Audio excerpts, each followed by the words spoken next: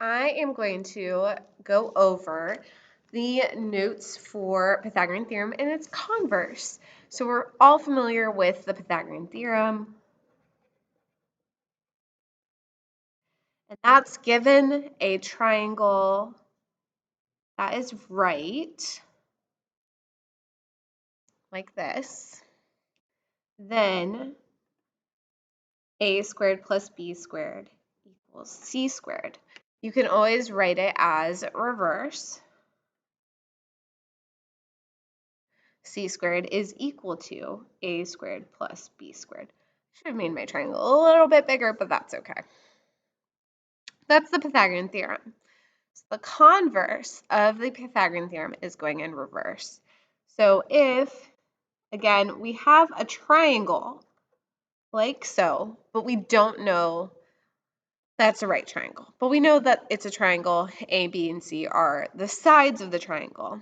And we know that a squared plus b squared equals c squared, then triangle ABC is right.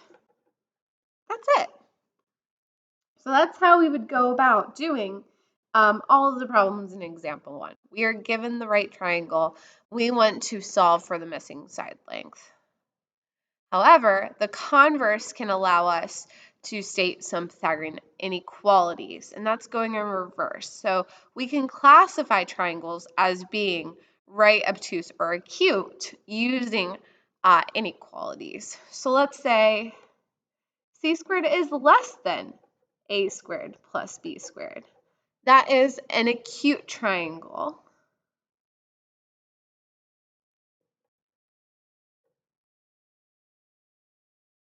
If c squared is greater than a squared plus b squared, then that is obtuse. And then we already know that if it's equal to, it would be right. But in both these cases, or all three of these cases, C is the longest side. Bada bing, bada boom. That's it. So here, this is a right triangle. This is right. C squared should be equal to a squared plus b squared. There's a reason why I write it with C first, and it's because whenever we think of acute, we think of less than, it's small, less than, C is less than. C squared is less than the rest of it. And on obtuse, we think of it being large. This side is the longest, so it's greater than.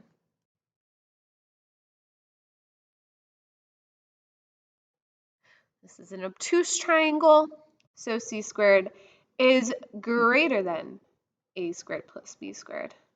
And then lastly, C is acute. All three of those angles are going to be acute. And so this is an acute triangle. So C squared is less than A squared plus B squared.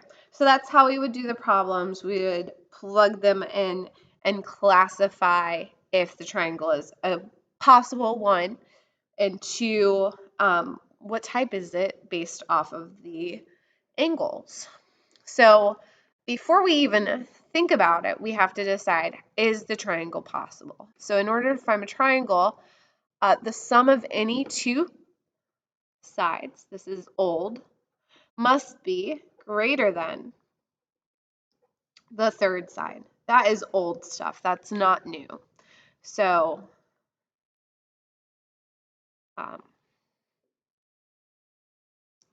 remember again that A plus B, those are my two smaller sides. They have to be greater than C. So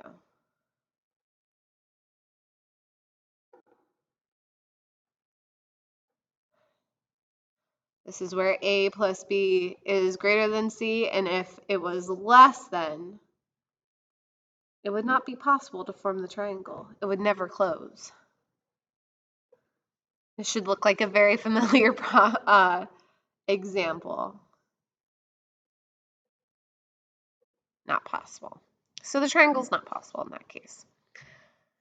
Lastly, a Pythagorean triple or triplet is a set of non-zero whole numbers. So those are numbers that aren't decimals or aren't fractions that satisfies the Pythagorean theorem. There's a lot of them. I think there's an infinite number of triplets. Pythagorean theorem. So the most basic one, you might know it, is 3, 4, and 5. The reason why this is allowed is because 3 squared plus 4 squared is always going to be 5 squared. And then another example is 5, 12, 13. I think these are the two smallest ones.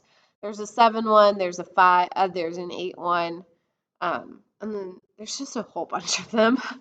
So 5 squared plus 12 squared equals 13 squared. If you Google Pythagorean triples or triplets, you will find a very long list. And there is an infinite number. It keeps on going and going and going because you can take these numbers and multiply them by a scale factor, and those are also going to be triplets.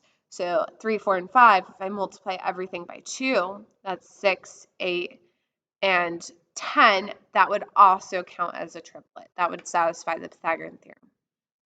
Okay, here's our examples for Pythagorean theorem.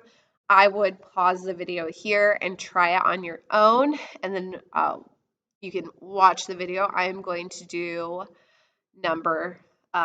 example 1C. I'm going to do this one. So pause it here if you want to, and then you can practice with me, or you can see the answer. First thing I do is I look for the right angle and mark that as my C, and then I take the other two, square them, and set them equal to Z squared. 17 squared gets me, lost my calculator, 289, and then 7 squared is 49. So 289 plus 49 gets me 338, and then square root both sides.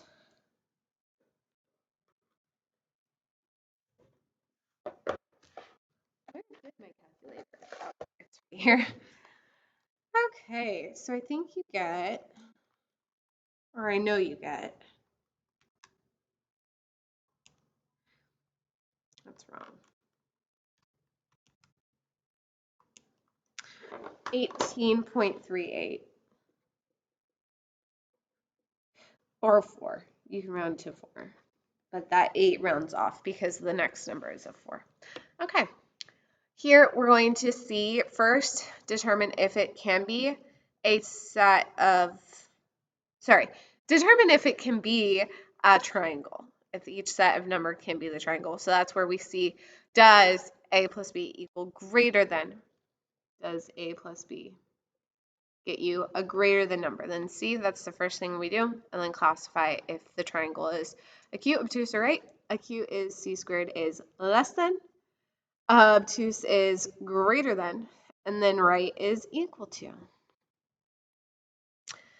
Okay, for number 1, for letter A, I should say, check to see that it can be a triangle. So I'm going to add 7 and 15. Those are your two smaller sides. Those get me 22. 22 is greater than 21, so yes, it is allowed. And so next I'm going to do C squared for 41. And then I'm going to square both of these and then add them together. So it has to be in that order. I know 7 squared, and I think I know 15 squared. It's 225. Add them together. I get 274. 441 is greater than, so that means it is obtuse.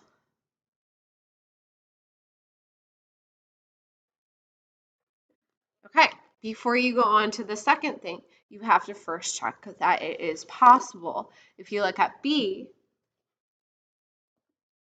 10 and 12 are your smaller two sides, 10 plus 12. to 22. Not possible.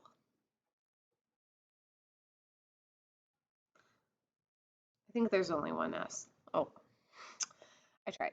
So that's not a possible triangle. So the answer is none of them. It's not a triangle.